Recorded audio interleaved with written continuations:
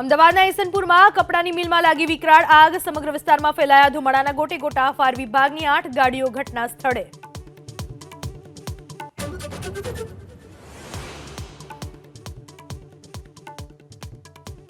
સુરતના મજૂરામાં સી.આર. પાટીલે પ્રદેશ ભાજપ પ્રમુખ પદ છોડવાના આપ્યા સંકેત. બોલ્યા, વાવમાં ભાજપની જીતથી મારી વિદાય સારી લાગશે.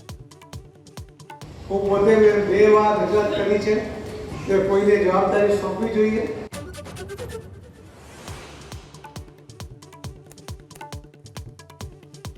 રાજકોટમાં રાષ્ટ્રીય કક્ષાની તરણ સ્પર્ધામાં મોટી બેદરકારી. 3 સ્ટાર હોટેલના બદલે ખેલાડીઓને આવાસમાં ઉતારો, ભોજન અને પાણી સહિતની સુવિધાના અભાવનો આરોપ.